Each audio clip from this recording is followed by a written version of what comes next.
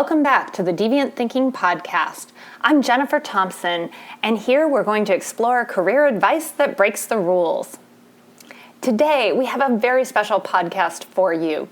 Definitely very rule-breaking. For our fourth episode, we are jumping in and doing an interview with Barton. And Allie is an amazing recruiter, and she has volunteered to come and share some tips and tricks and really pull back the curtain on the recruiting process. So get ready to hear some great advice, get some tidbits that maybe you've never heard before, and really up your game in trying to find a great job. Allie, welcome to the Deviant Thinking Podcast. I am so excited to have you here and get a sneak peek into the mind of a recruiter. So would love to start off with you telling us just a little bit about yourself. You know, how did you get into recruiting and kind of, who are the people that you serve? Great. Well, first of all, thanks for having me today, Jennifer. I'm really excited to be here today and just share with everybody. So I'm a corporate recruiter and a hiring strategist based in Los Angeles. I actually experienced a career shift of my own 9 years ago. So I had been managing restaurants, and my favorite part of my job was interviewing people.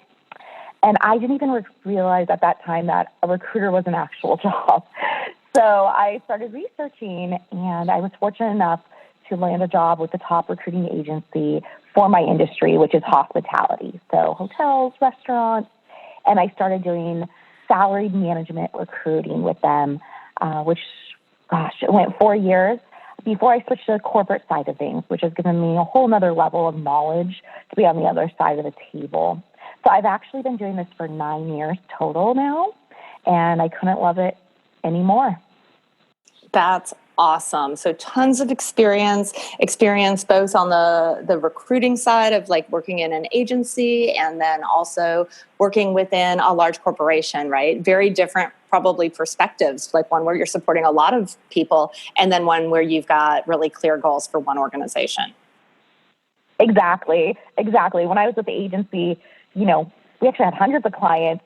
So I would be dealing with all different stakeholders during the day, various levels of positions, versus when you switch to the corporate side, it becomes a little bit more fine-tuned, and it just really rounded me out in my experience.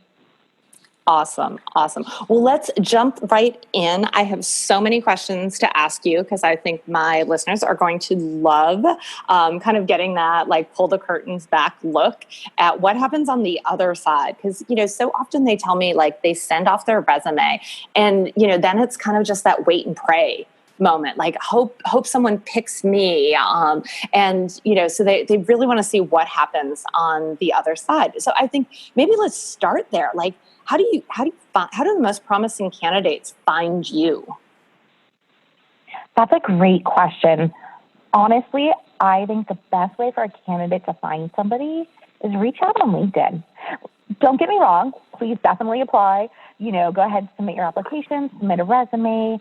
If you don't hear anything in 48 hours, send a nice little introduction email on LinkedIn. I get some really nice ones. And, those personal touches go far, especially if you applied on, say, a Thursday and, it's now Monday and that person maybe had been out on Friday. So you kind of go to the top of their application list when they check their LinkedIn and they see that there's an actual message from you, especially because it shows that you take the initiative. I love that. I tell my clients that all the time is that, that post and pray is not a good strategy because there is so much that happens in the life of a recruiter and they can get distracted and, it can go to the bottom of the pile or maybe get sorted out in an applicant tracking system and you might be a good candidate. So I think that's wonderful. So kind of saying the LinkedIn side of things. So you do encourage clients or potential employees to step up and do that messaging. So, maybe a little bit there, that's kind of an interesting mix, right? Because it's a more informal way of interacting. But do you expect them to kind of apply like with a cover letter in that scenario? Or what do you expect to see? So I think that's kind of a two-sided question. So LinkedIn is, I think, the best thing a job seeker can have set up. And I mean, like, actually take the time, take an hour, and invest in, fully fleshing it out, have your past employers, make sure that your experience lines up with your resume because there's nothing worse than being like, wait a second, they didn't put this job on their resume and here it's on their LinkedIn. Include a friendly smiling photo, ideally not with other people in it, and not necessarily with like your significant other. So, still mildly professional, but I always give the advice that your resume is strictly professional versus your LinkedIn is a little more personal. You can include a little personal touch in that summary versus I would keep the resume professional. And then on the second side, cover letter. So I actually think they're completely unnecessary. I feel that you are better off investing your time and creating a resume that you feel very confident about and speaks to your abilities rather than trying to do these long and sometimes convoluted cover letters. Also, I have noticed, unfortunately, I know that people, when they're applying, are applying multiple jobs, right? You need to put yourself out there. But what happens with cover letters is I notice that a lot of times those are obviously copy-pasted, which I expect, but they'll include the wrong employer name, the wrong person's name.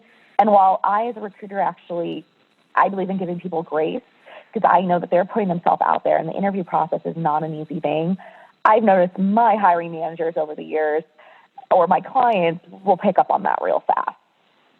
Oh my goodness, what a faux pas, right? So definitely not a good thing to do. You should never reference a different employer in your letter to another employer, right? Yes, I think that's how often.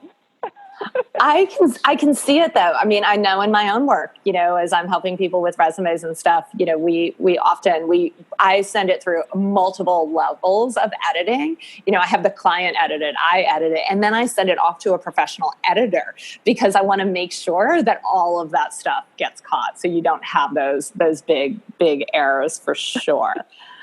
Well, I think I love hearing about the cover letters. I mean, that's such a truth bomb that's out there right now, right? Because again, like so much of the advice is, oh, you need this amazing cover letter. But I think in the world of email, right, it's a quick introduction. It's the sound. I want to say almost the sound bites, but that makes it sound not authentic. But the important things of like, hey, let's talk, that really come out more important than that long convoluted cover letter. I agree completely. Jumping on the phone, having a quick conversation, especially when you have people that are willing to. Like if somebody says in their LinkedIn that, I just want to give you a heads up. I submitted my application last Thursday. I hope you had a great weekend. I'd love to jump on the phone. Even for us as recruiters, sometimes that knowing that, let's say if we have a busy schedule that day on that Monday, we might have 5 to 6 interviews lined up back to back. And knowing that, I could, have a quick introduction 10-minute phone call with you and set up a time for an interview, it helps us too. It's a two-way street. Absolutely. Awesome. I totally love that. Well, let's jump into the resume side of things, because one of the things I hear so many times from my clients is, I think my resume is holding me back from getting an awesome job. So for you, what makes a resume stand out and be different that you want to talk to that person? First, I'm going to go against what everyone else says when they say it has to be one page. It doesn't have to be one page, but I would keep it to 2. Like, I completely understand if you're changing careers particularly and you need to highlight some nuances in your resume of where maybe you have a title in the past that doesn't apply to the job you're applying for, and so you need to include more bullets on the actual responsibilities or accomplishments that tie in with the job you're applying to, absolutely. If you need to go 2 pages, go for it. I'm giving everybody permission right now. That said, because wait, I just want to ask there. So just tell me, like, the worst thing in the world is that 1-page resume written in like 0.6 font. Right? Oh, the worst is when, I totally get it. Somebody's trying to include as much information as possible. And it's like the margins have been reduced to like a 1/4 inch on all sides so that my printer can't even print it up correctly. Yeah. Right. Okay. So permission to go to 2 pages as long as everything's relevant. And I'm totally there with you. And most of the folks I work with are kind of at that executive level. They can't fit it on 1 page. Don't try to do it. Love that. Okay. So what else makes a resume stand out? What really makes it pop for me is if there's numbers. So studies have shown that when there's numbers on a page, your eyes are automatically attracted to it. And I have to admit, I'm a sucker for it too. So if I see numbers, like I actually recommend do not write out the numbers, go against the, 50-year-old adage of, numbers under 50 or 100 have to be written out. Actually include 50. If you lowered your, if you reduce costs by 23%, that should absolutely be in there, and it should be in there in a way that stands out. So what I actually love is when, somebody will have their title and date, and they'll have a couple bullets of responsibilities, but really they'll highlight accomplishments. And that just, I know it's cliche that, highlight your accomplishments, not your responsibilities, but if you include numbers to back that up in any way, it really does pop out on that resume. Totally love that. And I agree. It is those accomplishments that really set people apart. And I love the numbers. I personally love to see that the numbers are the result, that they tell you what they did so you can kind of see their mentality of how they got to that number, but then the number was the result. Do you agree with that? Absolutely. Absolutely. It backs up and it justifies. So if you say, reduce costs, that's great. You say you reduce costs by XYZ%, or you increase business by XYZ, or a certain number value, 20,000. Those are tangible results. Love it. Love it. Okay. So what other things makes a resume stand out? I feel that if it's concise, I will actually read through the whole thing. If somebody, if this goes back to somebody who has 0.6 fonts and like paragraphs regarding each position, and it's just like list of things like manage staff, controlled labor costs, ran this, that. I honestly, I'm not going to read through every part of that. When they're able to keep it concise into things that matter, you open to new locations, most people know what the standard job responsibilities are for the job they're hiring for. So they want to see what you've done in the past. And I know that ties in with the numbers as well. But I feel for me that really does make it stand out. Awesome. Well, being a designer, I guess I do have a question too about the format, because I see a lot of resumes come across my desk and, absolutely, the standard format is kind of the black and white thing. And when I was in the design world though, and especially, and you do hire some creatives and your chefs and your executives there, like, what do you think of the pretty format of a resume, as long as there's meat to back it up? So I'm going to put that in there, right? It shouldn't just be about the format. There's got to be good there, but that helps your eye really see the information. So I would say that if it's an executive level role, it should look a little more professional. I would avoid characters or unusual watermarks versus if it's a creative role. So let's say it's something in the realm of, marketing or creative design, art and style. I actually had somebody at one point in the past who I did hire who had this really cool like watermark abstract design in the back, and it really worked because it follows a position that required those creative elements. So I think, again, it ties in with what you're applying for versus if you're applying for director of finance, sometimes those can be a little detracting.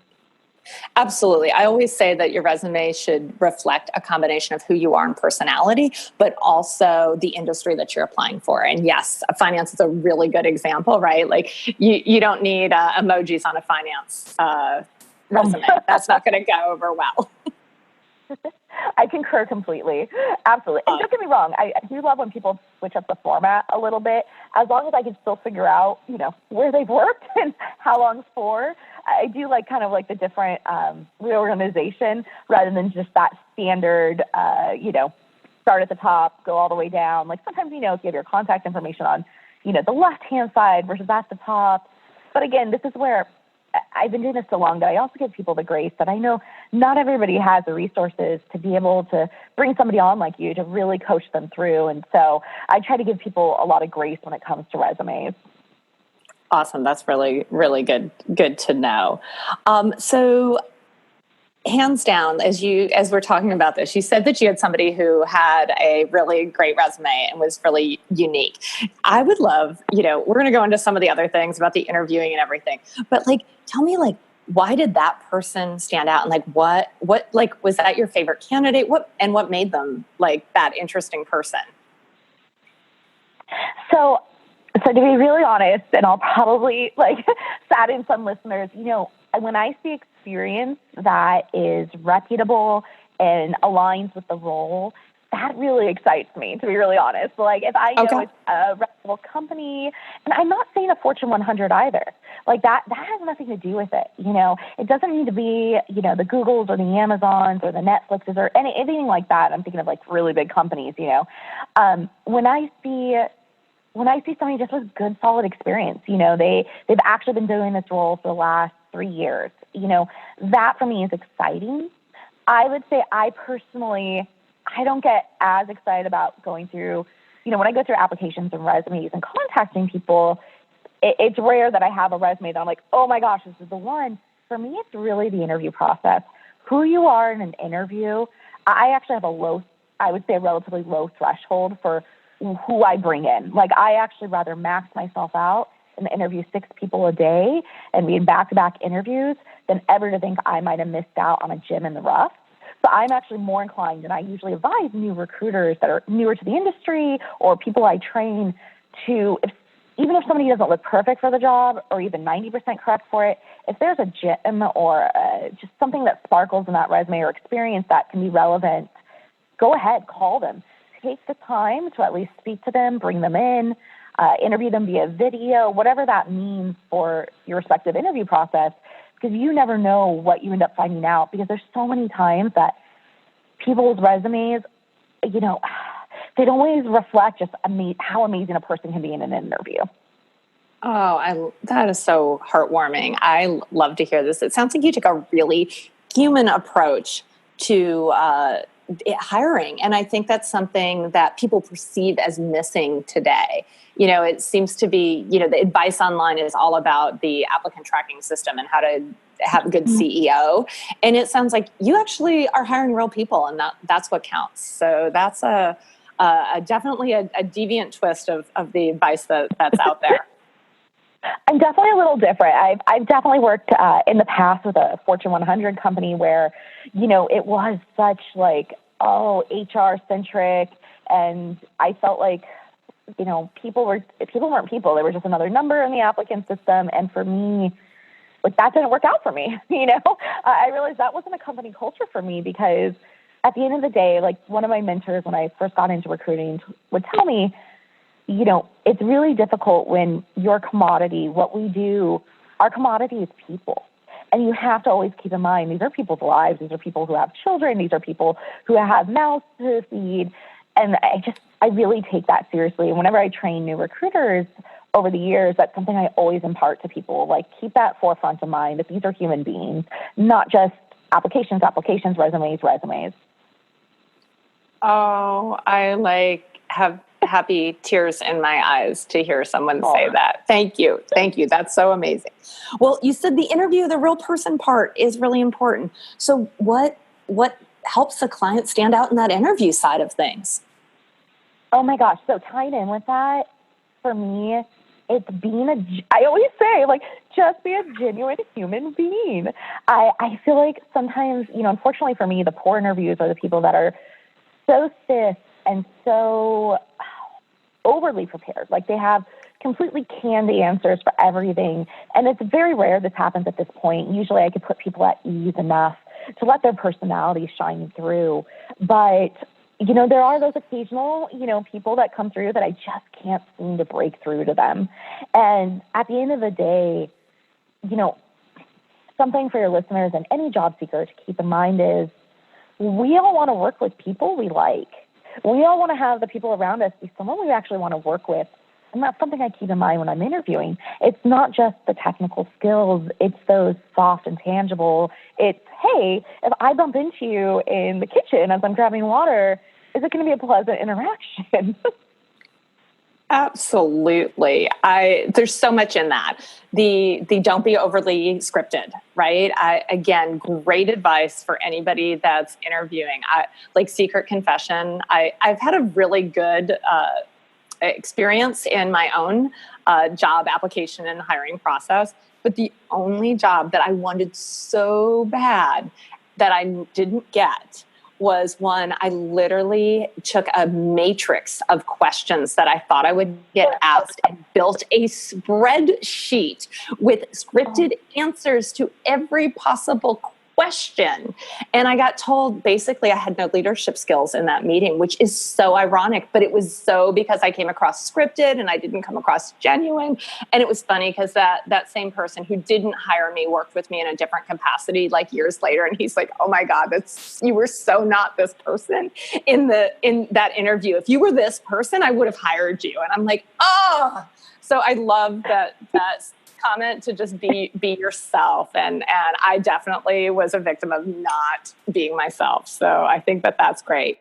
Relating to that, first of all, that's such an honest and true experience, because I feel like I've had those over the years where I've had someone where I'm like, well, they look great on paper, but I'm like, oh, I would never want to work with this person, and maybe it's not necessarily that, but, sometimes when people have everything so prepared, it can come off as so robotic, or maybe they come off a touch as arrogant, especially when, I don't know, there's little things people will drop, and there's little tells in interviews where maybe somebody has rehearsed so well that all they talk about is themselves, and they come off as needing validation.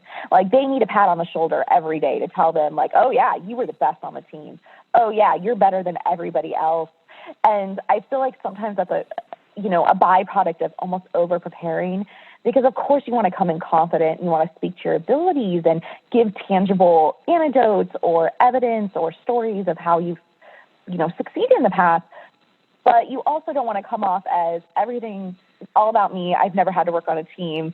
The only reason any business I've ever worked for succeeded was because I was the one there. Totally fair, right? It's a really careful balance in an interview of the I and we.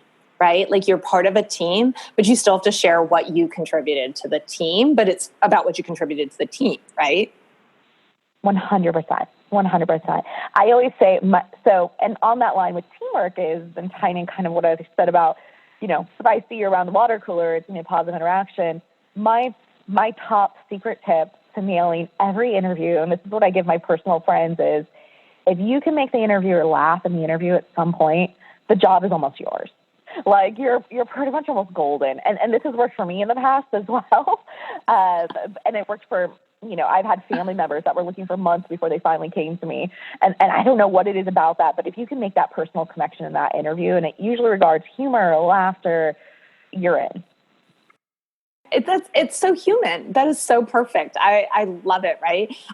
When I was hiring, I always had created this imaginary scenario in my head of if I was hiring this person and the only desk left on the entire floor is right next to mine, would I be thrilled that they were sitting next to me? And if I couldn't answer yes to that, I didn't want them as a team member. And that was kind of always my last litmus test, because I wanted that person that I was going to be excited to show up and see every day. So, and people who make you laugh are definitely those type of people.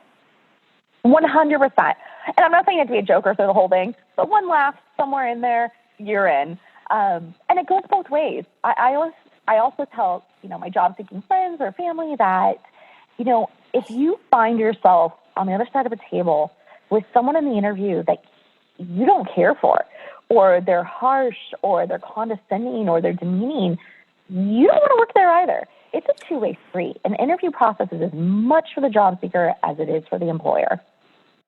Yay. I love that too. Cause it's gotta be that match. And different strokes for different folks, right? Just cause one person didn't like one organization, it might not have aligned with who they are. Someone else might love them. So it's not that it's this company's bad or this manager's bad. It's just not an alignment. So I am guessing people are frantically taking notes about this. So do you want to tell people what you're going to do for them here? Absolutely. So I probably should have mentioned it earlier in my intro, but for everybody scrambling to take notes, don't worry. You don't have to pause and rewind and go back through.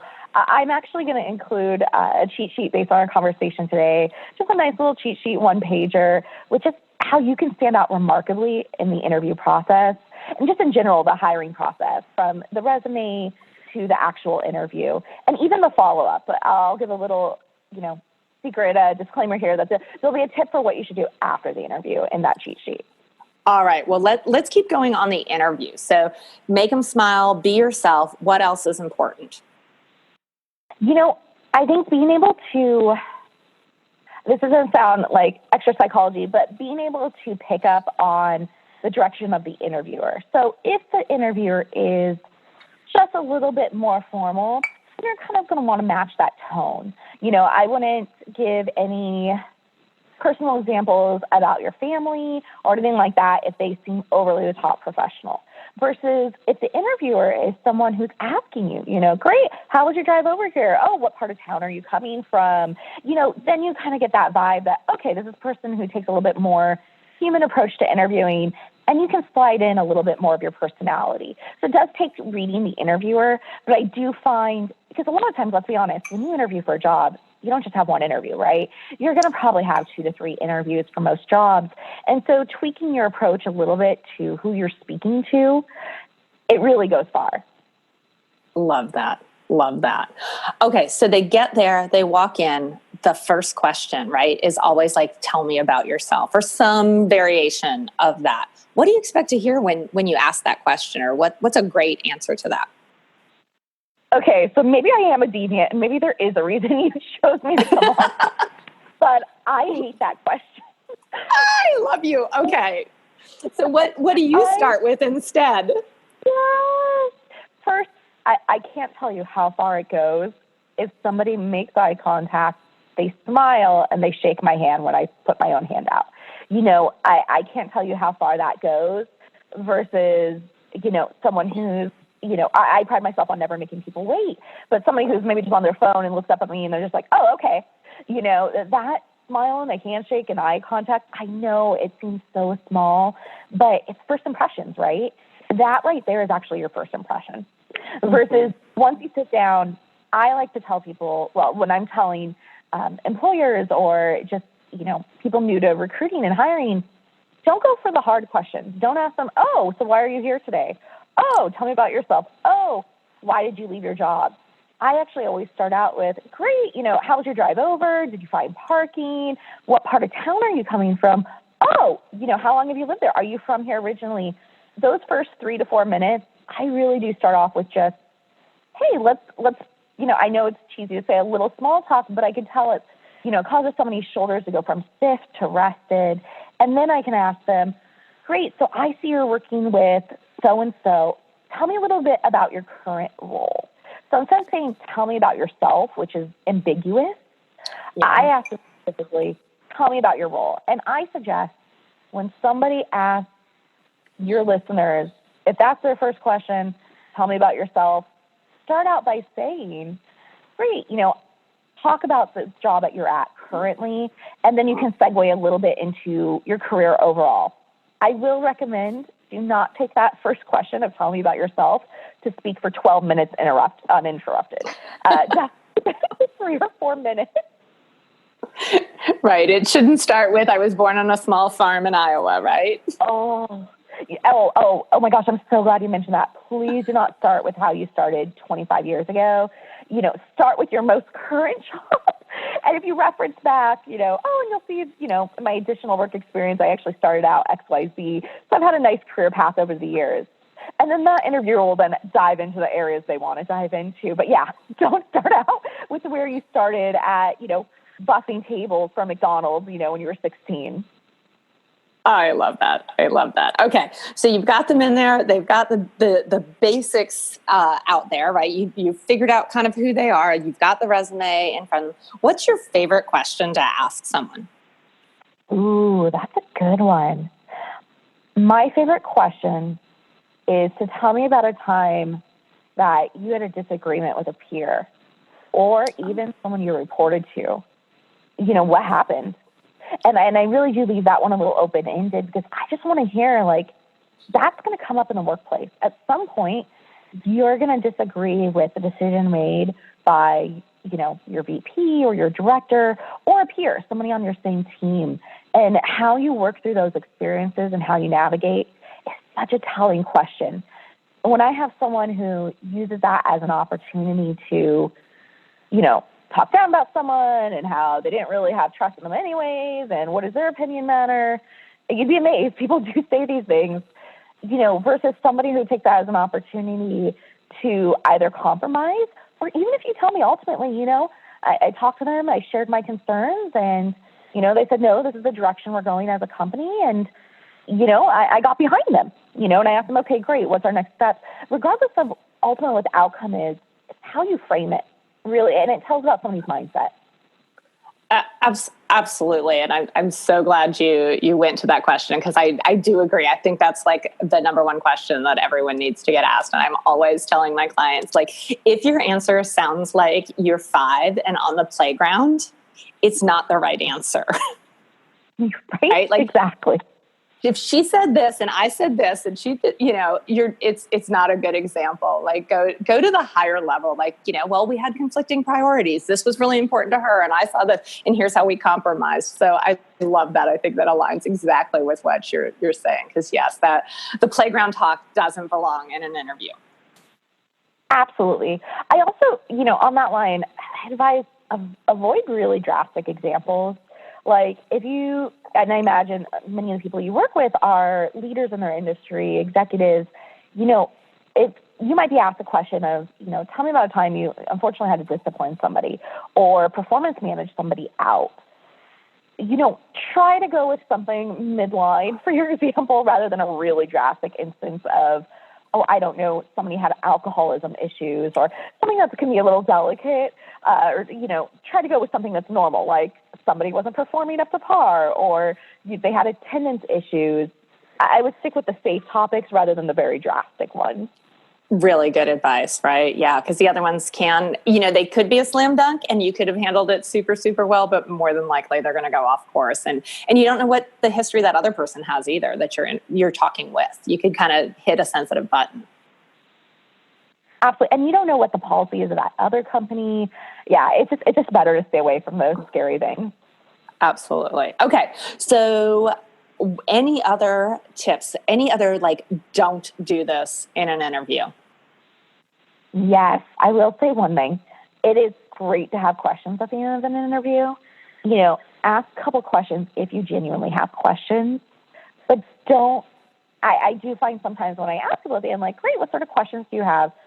As I'm sure you can tell, I'm the type of person where I share a lot of information. Sometimes people are like, you covered everything, and that's great. But sometimes I have people, just over the years, I find they'll pull out a list of questions we've already covered, but they're just asking them for the sake of asking, and it's another 20, 30 minutes of, at that point, then I question your judgment.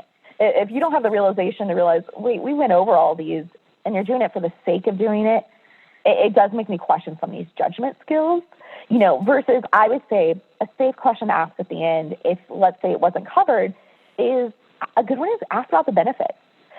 Ask like, oh, great, what sort of benefits do you offer here? I realize that isn't always covered in the first interview. And it's a good, safe question if, let's say, they covered all your other questions, but you don't want to come off as seeming like you're not interested. Love that. And I think that makes so much sense, right? Be aware of what's going on in the interview and don't repeat. Because, right, your time's valuable, right? They only get so many minutes with you. Make sure they're covering it on the things that are important. Mm-hmm. All right. So before we wrap up, I want to ask one question, because you kind of teased us with it a little bit in the beginning. You did a career transition, and that's always a question that I get from folks of how to handle that. So tell me a little bit about your personal approach to finding a job. Ooh, that's a good one. So I have a distinct approach.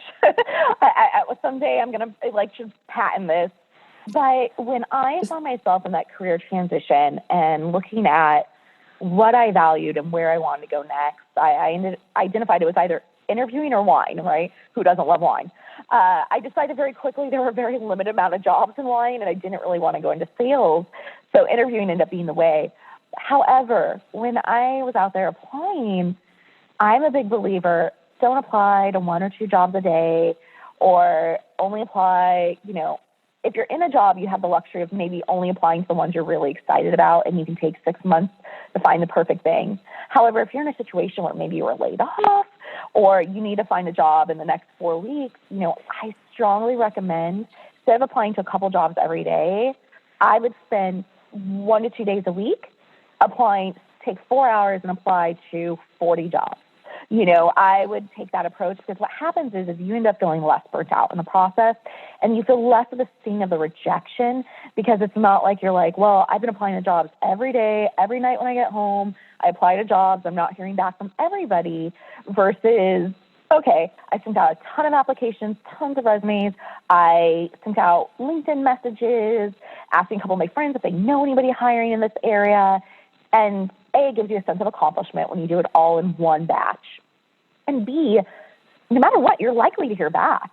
So you're likely to hear back from at least a couple. So let's say you put out 40 and you hear back from even 3 or 4. Well, that's exciting. You have 3 or 4 interviews lined up versus, gosh, if you break that down, if you were applying to 2 jobs a day, that's over the course of 20 days of applying, you only hear back 3 to 4 times.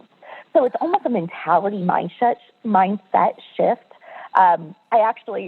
My mom might kill me for mentioning this, but my mom, when she was looking for a role, that was actually the advice I gave her along with a few others. It's just, send them all out there. Just get it all out there into the universe. What a great piece of advice. I love that. I think it's a little bit of a twist on things. I like that you have people really work for a solid day and put their efforts in. What I don't like to see is having clients really beat themselves up and get stuck on that hamster wheel of applying over and over and over again and not feeling like they're getting anywhere. So I like that combination that you've got of really focus on it, find some jobs that you can really love, post to them, and then follow up as well. So you're not just hanging out there. Really great advice. So if you send out a bunch of applications or resumes on a Saturday, which most people aren't working that day, maybe you decide on Thursday to spend a couple hours following up on those. Love that. Totally makes sense.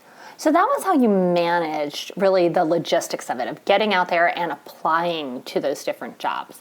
Now I want to dive into, you really shifted careers as well. I'm really interested to know, what was it that you did? What's those little nuggets of wisdom that you would have on how to shift that career and move from that management side into a new profession? First of all, I made sure I was educated with what I was going into. So I definitely did a little research on what recruiters do, what agencies do, what the general expectations are. That way I wasn't going into an interview completely blind, what do you guys actually do here? I also made sure that my resume reflected that I had been doing interviews. So although I had a traditional operations management role, I had interviews every Tuesday. I did open calls.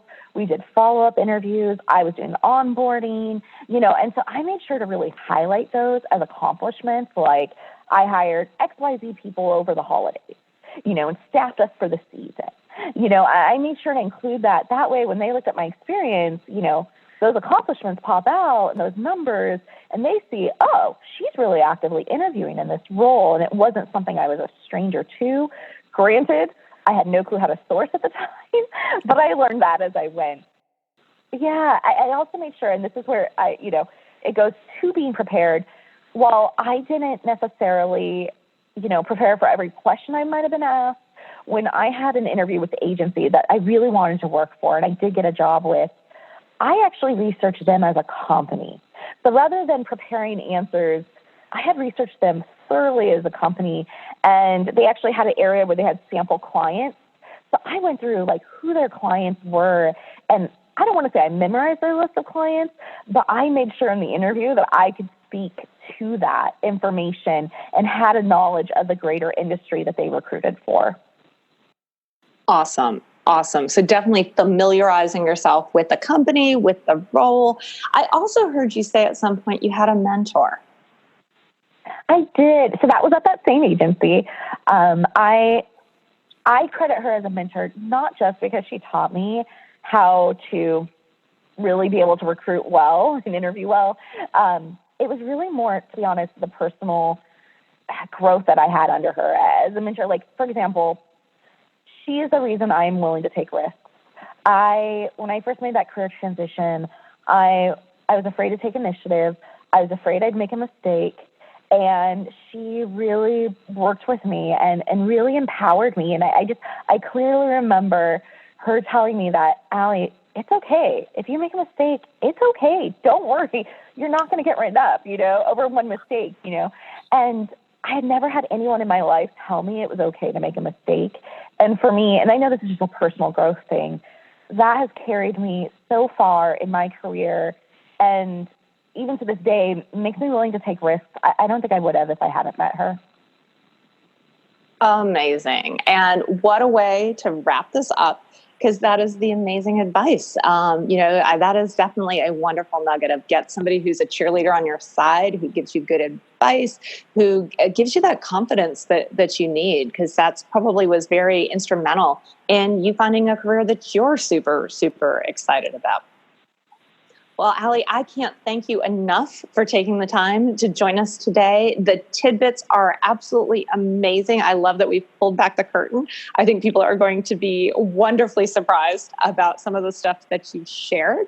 And we're going to give them a link in the show notes to your guide on interviewing and standing out and being remarkable. So we'll definitely put that out there. And thank you so much. Oh, thank you for having me. This is such a delightful conversation.